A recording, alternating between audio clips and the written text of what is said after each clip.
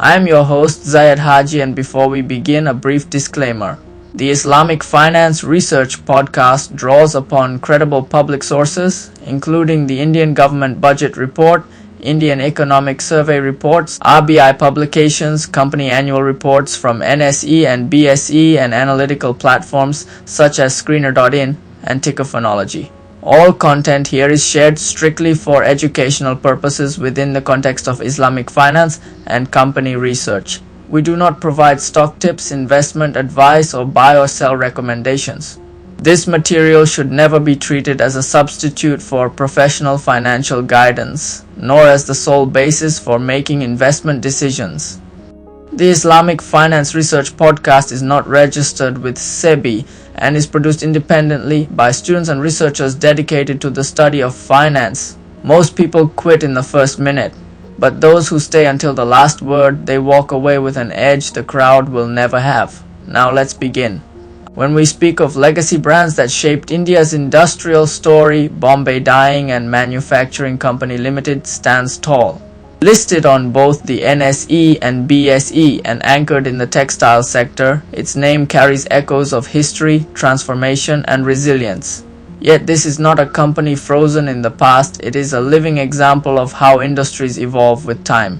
Once synonymous with premium fabrics that dressed households across the nation, Bombay Dyeing has expanded its horizon beyond textiles. Today it engages in three powerful verticals: real estate development, polyester staple fiber, and retail textiles. Each of these segments is not just a business unit, it is a chapter in the company's ongoing story of reinvention. The real estate arm reflects its vision of shaping skylines, building not just structures but communities. Polyester staple fiber, meanwhile, connects the company to the beating heart of modern industry, feeding demand in sectors ranging from fashion to furnishings. And of course, retail textiles remain the familiar face of Bombay Dyeing, a brand deeply woven into the fabric of Indian households for generations. Your attention span is your greatest weakness, but if you can hold it even for these few minutes, the insights you gain will last far longer than the time you spend here. In the evolving landscape of Indian industry, Bombay Dyeing and Manufacturing Company stands as a symbol of reinvention and resilience, commanding its presence across real estate development, polyester staple fiber, and retail textiles. Its story is not just about business, it is about shaping markets, influencing lifestyles, and defining progress. The company's largest strength lies in polyester, contributing 88% in the first half of financial year 2025 compared with 77% in financial year 2022. Here, cutting-edge technology from Invista Polyester Technologies and Chemtex International Incorporated, a United States of America, powers the production of 100% virgin polyester staple fiber and textile-grade PET chips. Its range spans from 0.6 to 7 deniers, offering specialized innovations such as micro, optical white, dope-dyed black, and trilobal.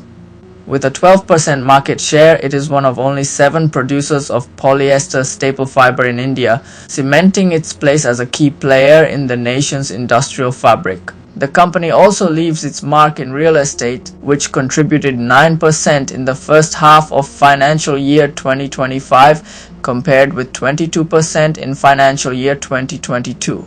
Its portfolio includes landmark developments such as Springs and the Axis Bank headquarters in Mumbai. The crown jewel remains the Island City Centre Towers 1 and 2 at Dadhar East, Mumbai, where the entire inventory of residences has been sold. With occupancy certificates already secured for most units and the full occupancy certificate expected imminently, the project reflects Bombay Dyeing's precision and vision. Looking ahead, the company announced in September 2023 the development of Phase 3 of Island City Centre, adding approximately 1.2 million square feet out of a total 3.5 million square feet. Further joint development opportunities are also under active exploration. Its retail segment, though contributing a modest 3% in the first half of financial year 2025, compared with 1% in financial year 2022, anchors the brand deeply into everyday life. With over 350 exclusive stores and a presence in more than 2,000 multi-brand outlets across India, the company delivers a wide spectrum of products, linens, towels, furnishings, leisure wear, and children's clothing that keep the Bombay dyeing heritage alive in homes across the nation. The company's reach spans beyond borders, with 72% of revenues generated in India during financial year 2024 compared with 66% in financial year 2022 and 28% from exports compared with 34% in the same period. Today, its products travel to over 20 countries across Europe, North and South America, the Middle East, Africa and Asia, carrying Indian innovation to the world. At the foundation of this success is its manufacturing strength. The polyester staple fiber facility at Patal Ganga, Raigad, Maharashtra, operated at 86% capacity utilization in financial year 2024 compared with 93% in financial year 2022, demonstrating its scale and efficiency. Bombay Dyeing is not merely surviving in shifting markets, it is strategically transforming.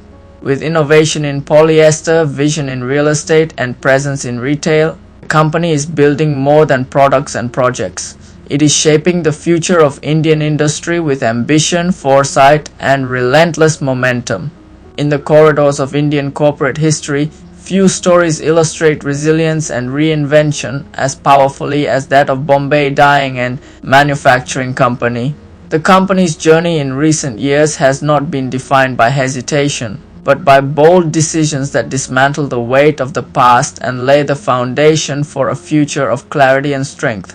In October 2023, Bombay Dyeing took a decisive step by finalizing the sale of Phase 1 of its 22-acre land parcel in Worli, Mumbai, to Boise Realty Private Limited, a subsidiary of Sumitomo Realty and Development Company Limited, for a landmark consideration of 4,685 rupees crore. This single act transformed its balance sheet, allowing the company to clear all debt obligations in financial year 2024 and emerge debt-free. The transformation continued in August 2024 when Phase 2 of the sale was completed, yielding an additional 534 rupees crore. In just under a year, Bombay Dyeing turned the burden of debt into a narrative of financial liberation. Strengthened by this clarity, the company fortified its foundation further through strategic investments. By financial year 2024, it held 675 rupees crore in equity and debt instruments, nearly doubling its position from 367 rupees crore in financial year 2022.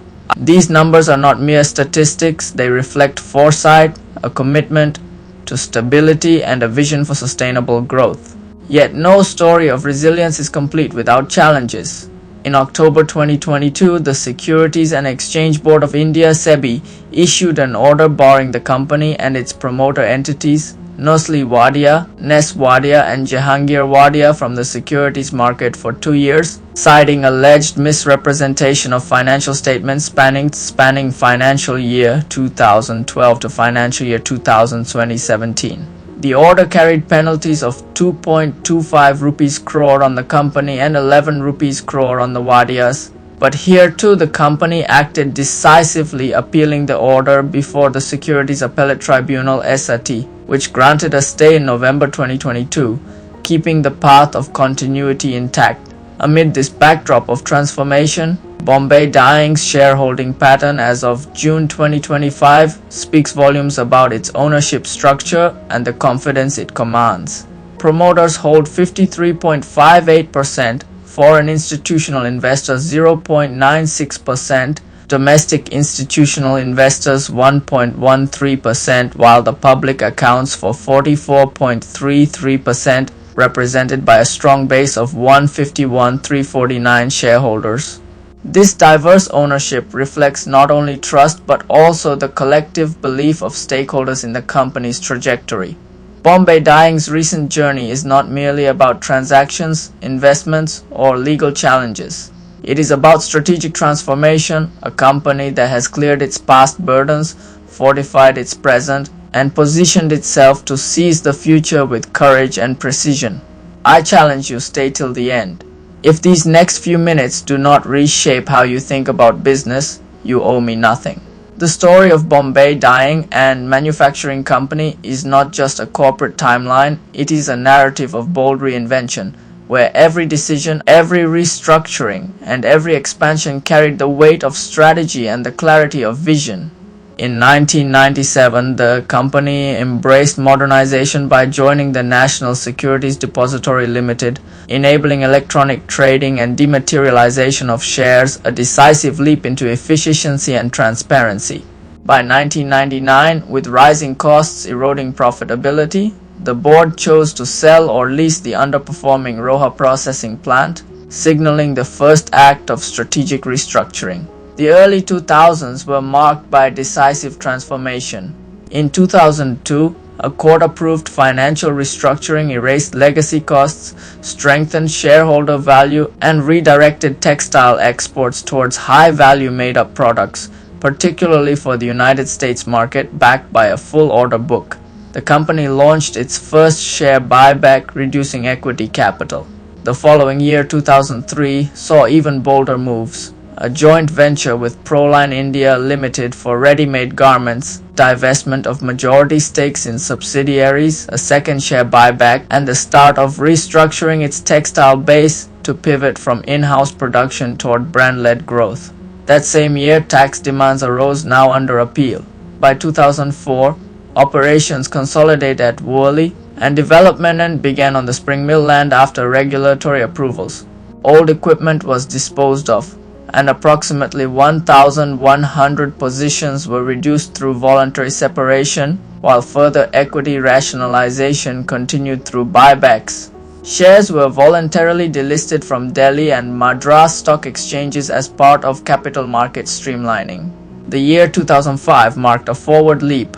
A 165,000 tons per annum polyester staple fiber plant was initiated at the DMT site, anchoring entry into downstream integration. A processing and stitching unit was launched in Maharashtra to leverage the new quota-free export regime. Real estate monetization began with Spring Mills and Worli developments, though a public interest litigation temporarily delayed progress. Another 450 positions were reduced through voluntary separation as restructuring deepened. In 2006, the Supreme Court cleared the path for construction at Spring Mills and Worli, unlocking large-scale residential, commercial, and retail development. A greenfield textile processing unit at Ranjangaon was launched with a capital expenditure of Rs 189 crore, while a 400 rupees crore polyester staple fiber project neared trial production.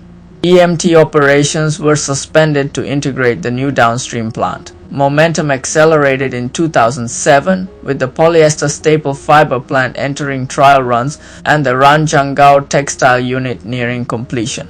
The Dada residential tower witnessed strong demand, while shopping and commercial developments took shape at both Dada and Worli.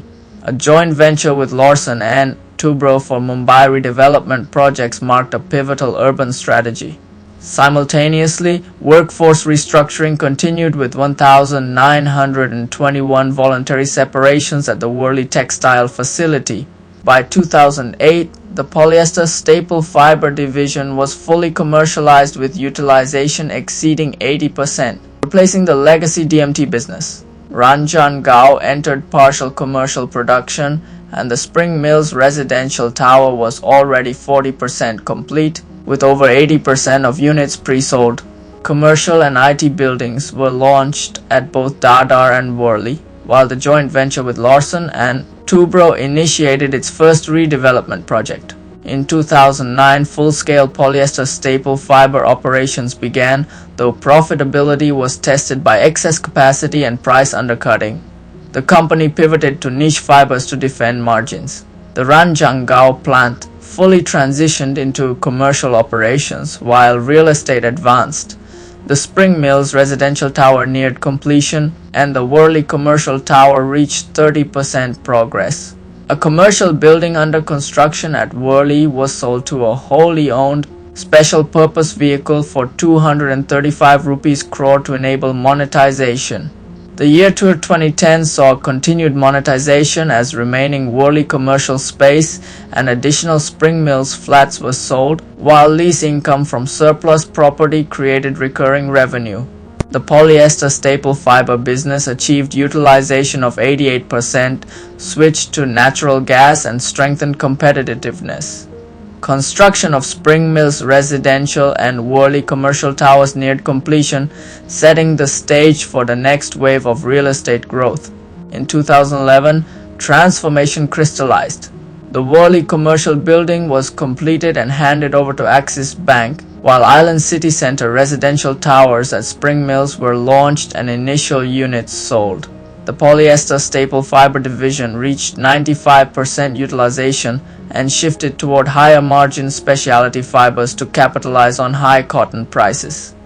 The real estate arm rebranded as Bombay Realty, unveiling ambitious mixed-use developments at Island City Centre, Dadar and Worli Island City Centre, projects designed to redefine Mumbai's skyline and Bombay Dyeing's identity. Think of this as a puzzle. You only see fragments at the start. Stay till the end and you will hold the complete picture no one else dares to show. The journey of Bombay Dyeing and Manufacturing Company over the past decade is not a mere sequence of events. It is a chronicle of resilience, reinvention, and relentless pursuit of transformation.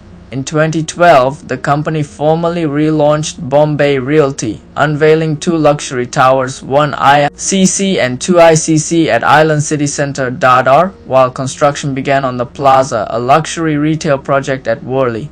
Apartments in earlier phases were handed over, the next wave of development was set in motion, and promoters infused equity by exercising 7.6 lakh preferential warrants. Group-wide synergies were unlocked through the Wadia brand equity and shared services agreement, even as legal challenges moved from the Bombay High Court to the Supreme Court. By 2014, land handover disputes were resolved by the High Court, unlocking construction at 1 ICC and 2 ICC.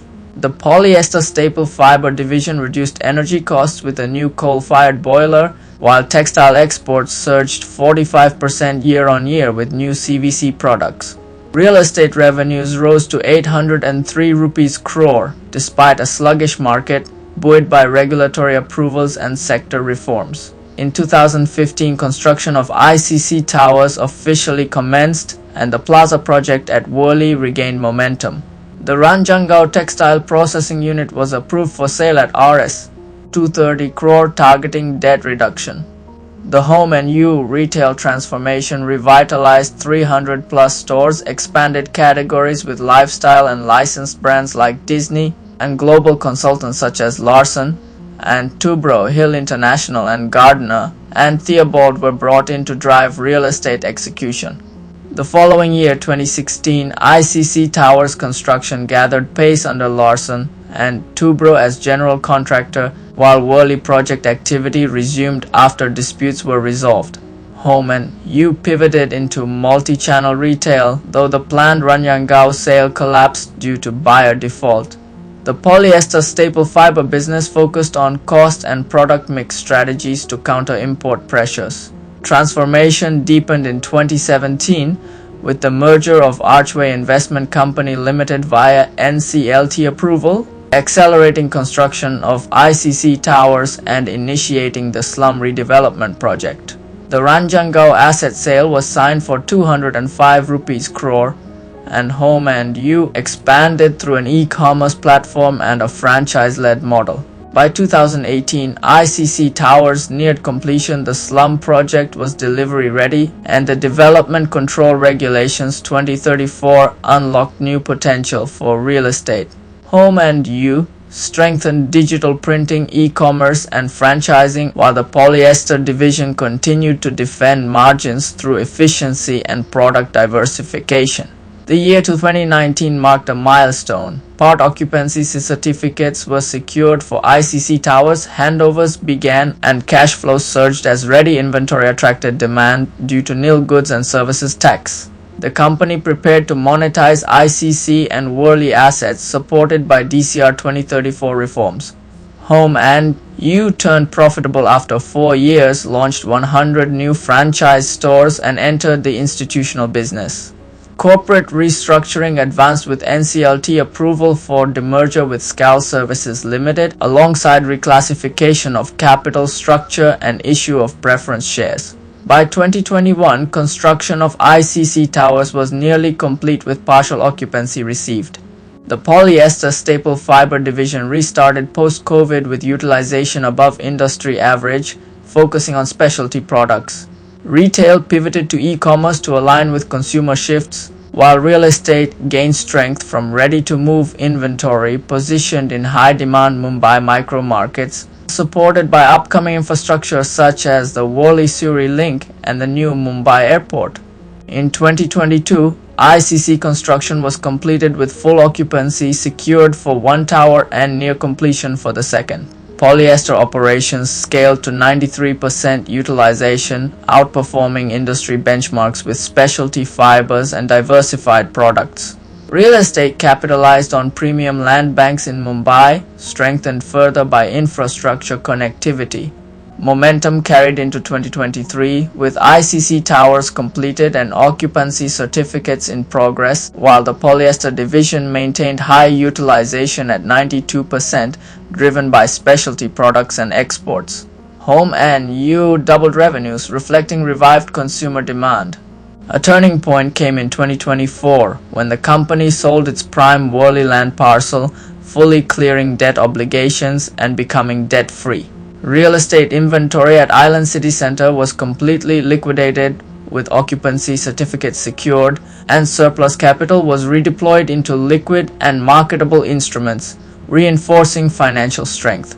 By 2025, Bombay Dyeing stood debt-free, fortified by liquidity, with its Worli land parcel monetized and Island City Centre inventory fully sold and occupied.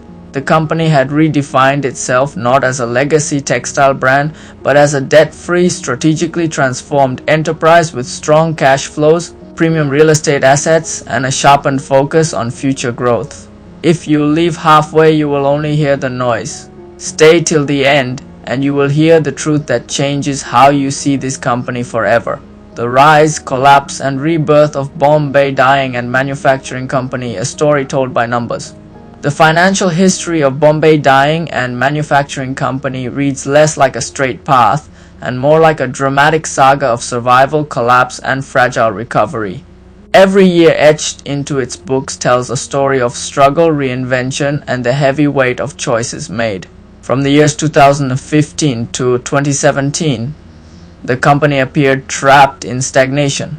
Sales hovered between rupees 1,800 crore and rupees 2,300 crore, but the real picture was far darker.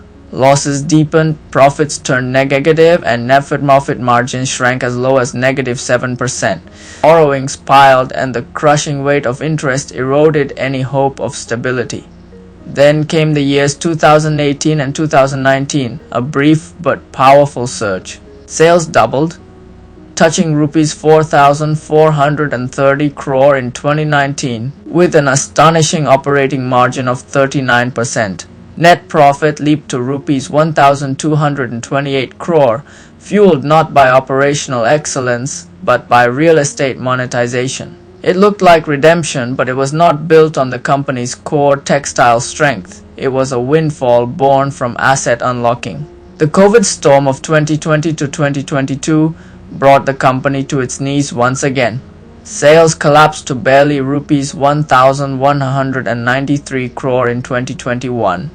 Losses worsened, net margins plummeted to negative 39% and borrowings swelled to a suffocating rupees 4,400 crore. The operating engine nearly died, leaving behind a trail of broken balance sheets and fragile hope. In 2023, a new chapter began. A turning point arrived not from roaring sales but from a balance sheet cleanup. Borrowings were slashed, liabilities trimmed, and the groundwork for survival was laid. Yet truth remained harsh. Sales recovery was modest at rupees 2,674 crore, but losses continued, with a net margin still at negative 19%. The year 2024 became the most deceptive year in the company's history. On the surface, it shone with brilliance. Net profit soared to an unbelievable rupees 2,949 crore. Reserves flipped from negative to positive, and return on capital employed shot to 214%. But beneath the surface, this was not the fruit of operations. Operating profit was negative. The entire turnaround was powered by other income worth rupees 4,057 crore, not by business fundamentals. The core remained broken. By the year 2025, the story reached a fragile equilibrium. Sales stabilized around rupees 1,600 crore. Operating margins were still negative, revealing the weakness in the company's actual operations. And yet, reserves stood strong at rupees 2,330 crore. Borrowings shrank to almost negligible levels at rupees 3 crore, and investments built a foundation of financial safety. The company survived not as a thriving textile powerhouse, but as an entity reshaped by asset monetization and strategic financial maneuvers. The truth is unshakable. The company's profits today do not rise from its core business but from unlocking assets and investments. Its most extraordinary achievement is its debt-free transformation. Borrowings reduced from rupees 4,442 crore in 2022 to just rupees 3 crore in 2024. Reserves turned from negative rupees 1,287 crore in 2023 to positive rupees 2,330 crore in 2025, a swing of nearly rupees 3,600 crore in 2 years. Yet the weakness of operational margins still betrays the fragility of the core business. Dividends remain absent. Management hoards cash not to reward shareholders but to prepare for future asset plays. This is the real strategic truth. Bombay Dyeing and Manufacturing Company cannot yet be viewed as a consistent operating business. Its destiny lies not in textile operations but in how effectively its management continues to unlock, monetize, and redeploy assets. It is not a story of operational revival, it is a story of survival through transformation. There are companies that grow steadily, brick by brick, expanding their foundations with each passing year.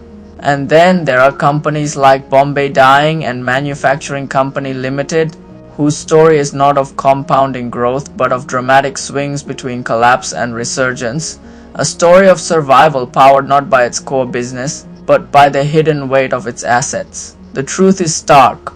Over the years, sales have consistently declined, revenues have weakened, and operating margins have turned negative.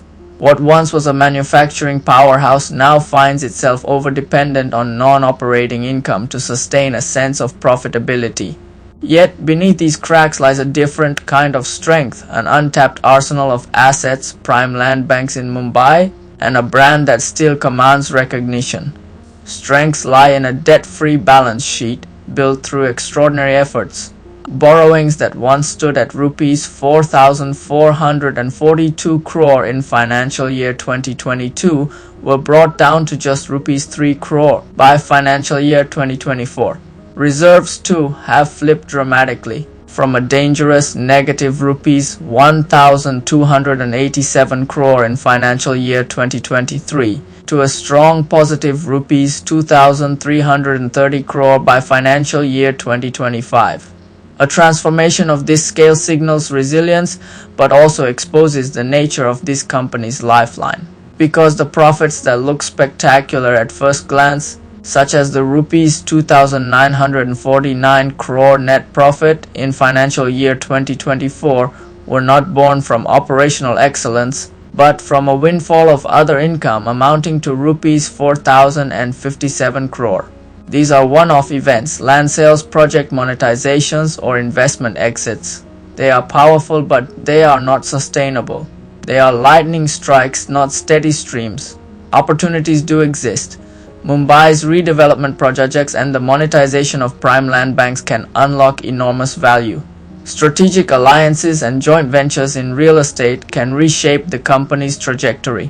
But with every opportunity comes the shadow of threats, real estate market volatility, regulatory risks in redevelopment, and the sobering fact that the core business continues to lack sustainable growth. Investors must understand the psychological truth about Bombay Dyeing. This is not a compounding machine that rewards patience. It is a special situation story, an asset monetization play where returns depend not on yearly performance, but on the timing and scale of land sales and project redevelopments. The upside is binary. When assets are unlocked, short-term gains can be explosive. When they are not, the business offers little beyond its legacy brand name.